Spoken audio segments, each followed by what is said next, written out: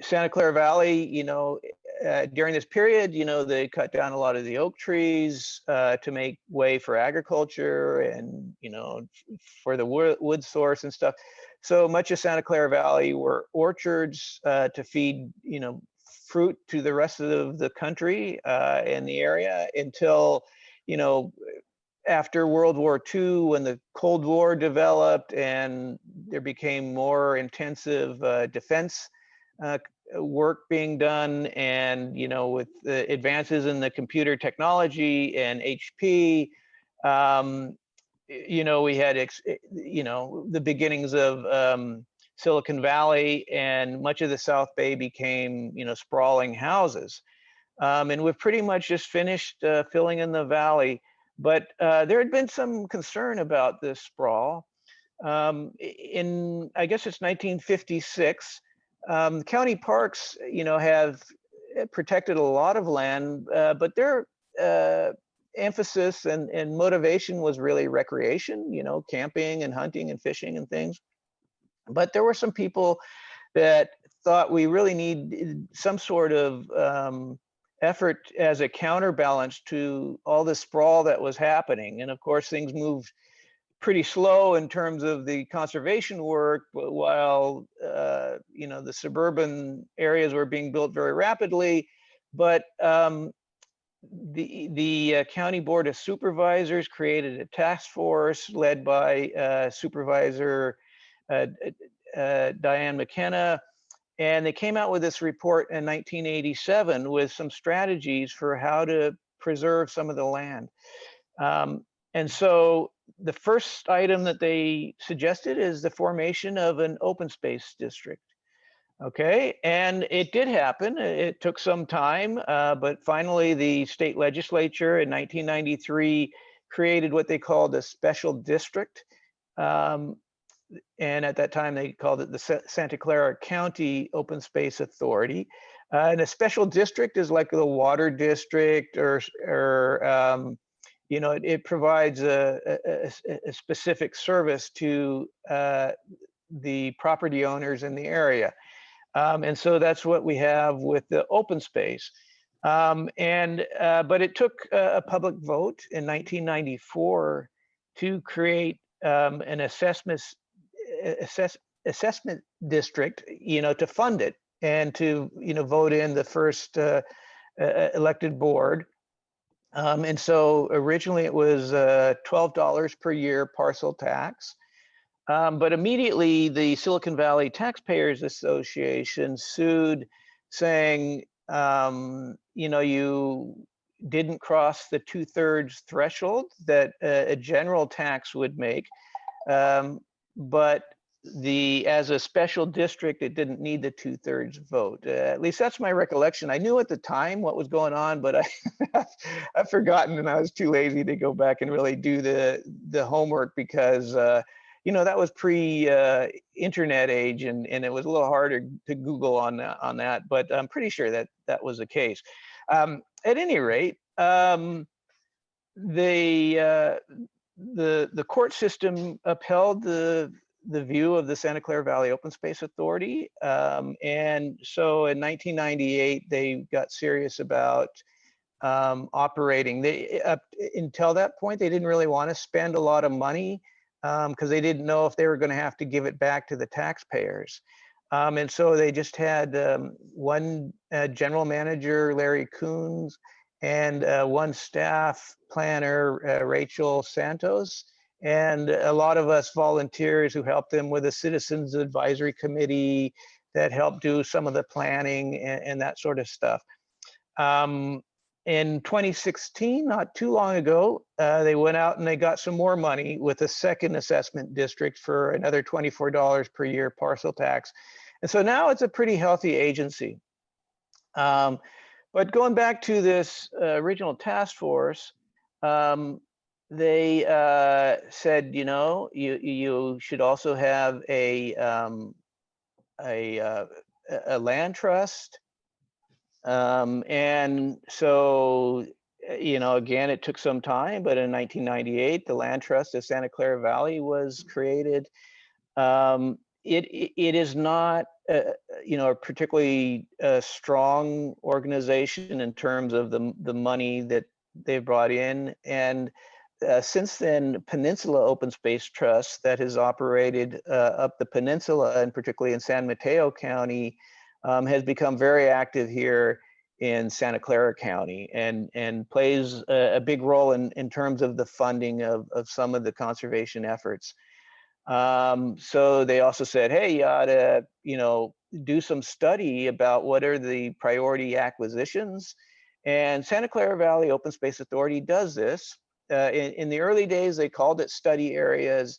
The more recent version, they came out with a larger document called the Santa Clara Valley Green Print, which has a lot of interesting discussion in it, and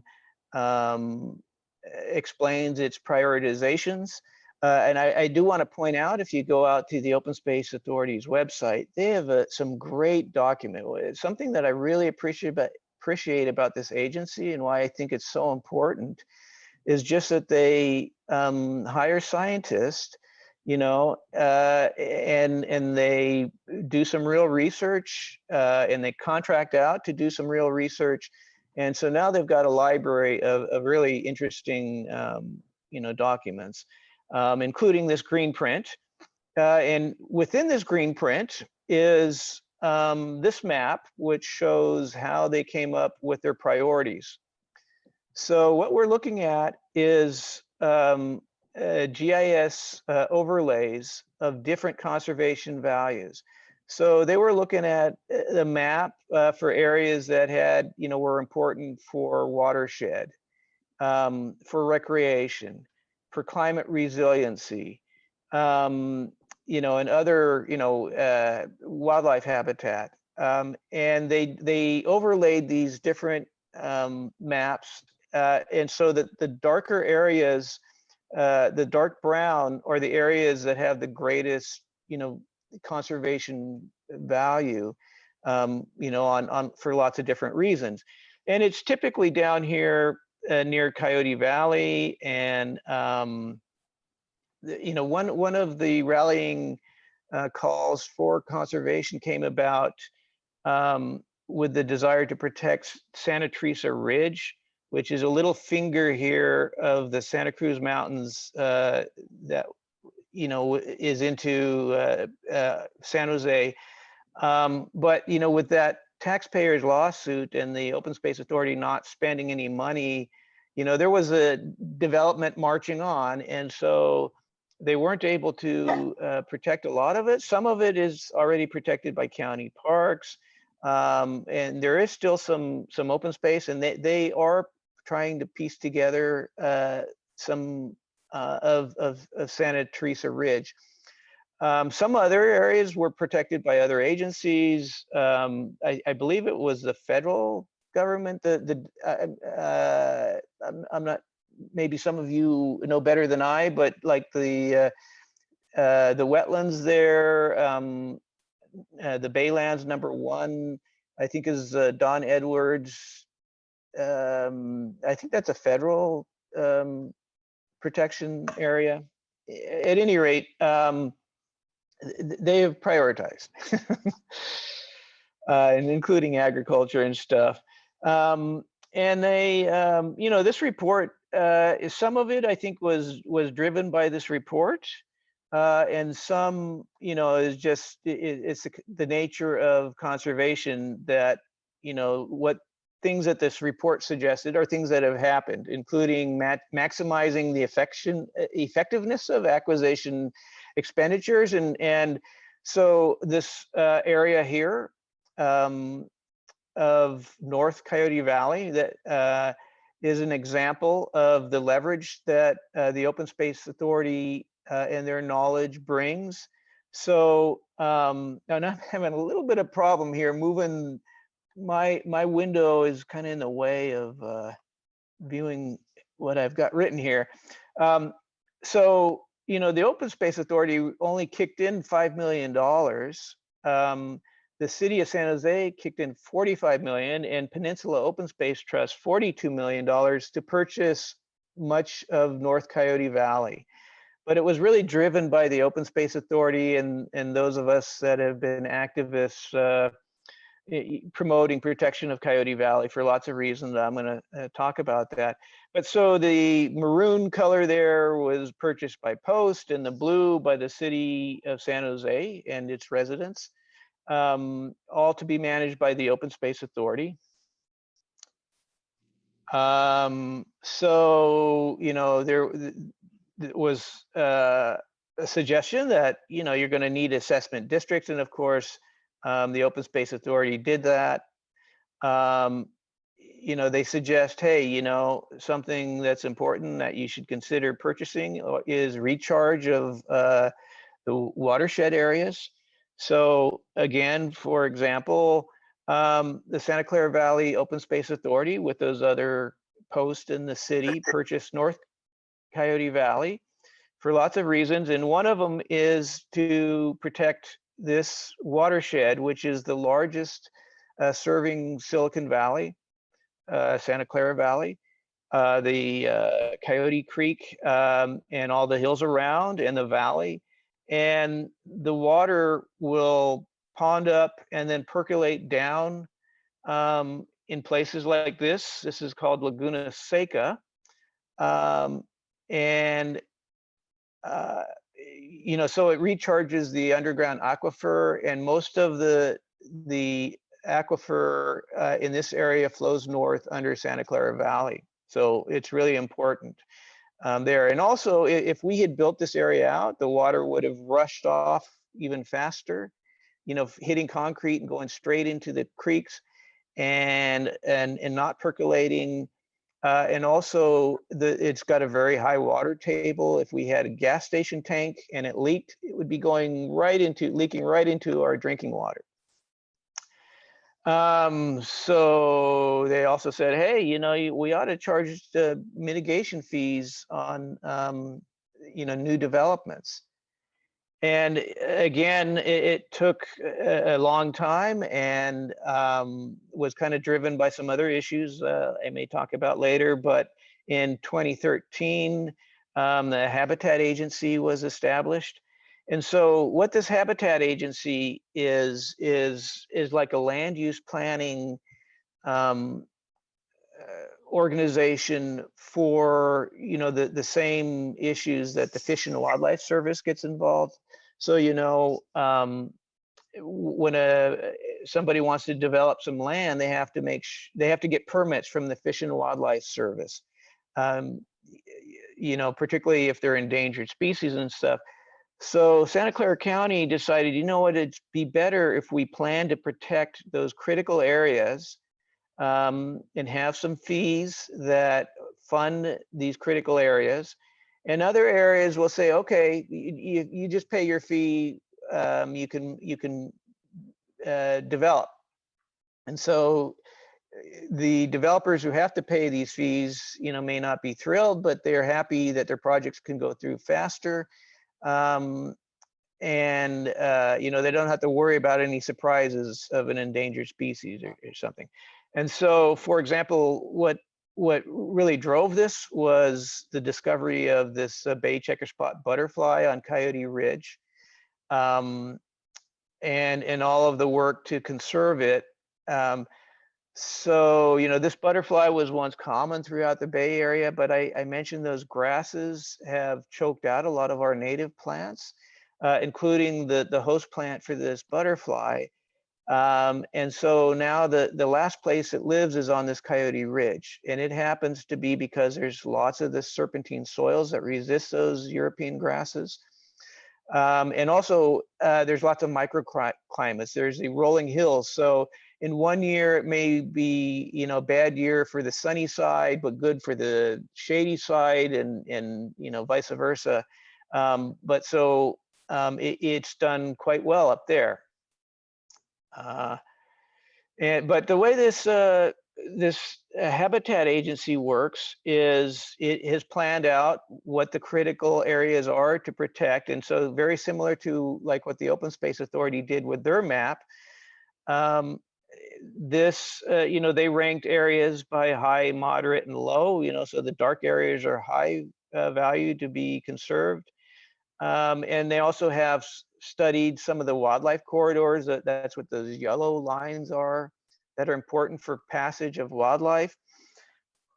And protecting the creeks.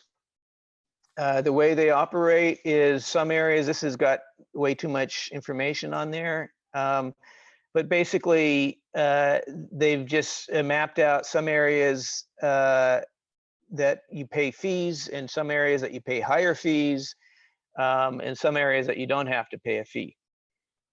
And this map is, again, from their documentation. And I know it's hard to tell, but I just wanted you to see the point that they also had created some restrictions. And this is federal law.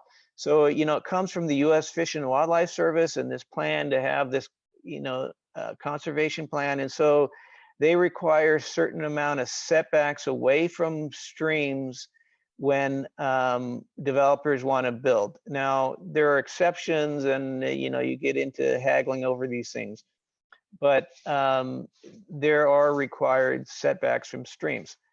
And it's something that this early planners had said, hey, protect riparian corridors. And this led directly to a study that was created by the city of San Jose to do conservation of the riparian areas. And so by riparian, I mean the streams and the vegetation along them, which just a couple of years ago, because, you know, there just was, you know, it was just a guideline. There were too many exceptions made. And so some of us lobbied to have them turn it into an ordinance. And thanks to some help from Shani Kleinhaus with the Audubon Society, they included some bird safe design requirements.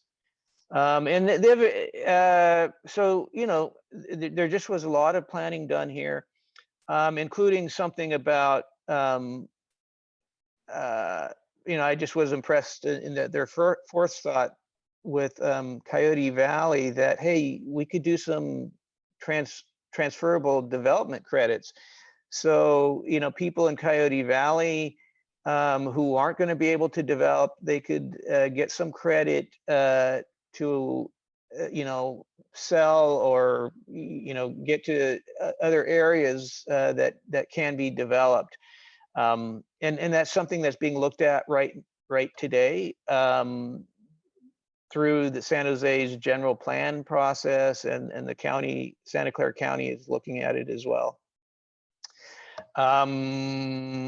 Not quite sure. Again, maybe to show you that these high areas for conservation were particularly around Coyote Valley and the Serpentine Hills around them.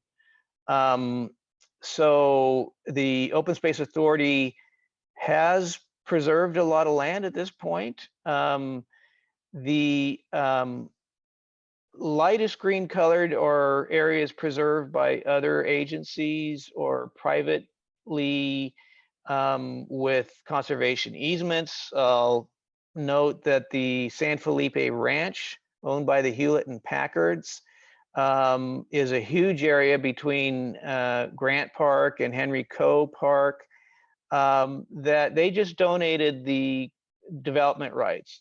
They just said, you know what, we'll never develop it. We're gonna give that away. They still own the land because the, you know, like the kids, you know, maybe they spend the summer there at the ranch or something, but it's protected, and I'll refer to that again later. But the darkest green areas are open to the public that are Santa Clara Valley Open Space Authority lands. And this is the top page, there's a second page of this. But I've got Santa Teresa foothills circled there because they've protected a piece of that. And I'll explain the little acorns later. But so this is their Santa Teresa property. And it burned the year before last. And so while it's not open to the public, I got to go up there as a volunteer and do some work.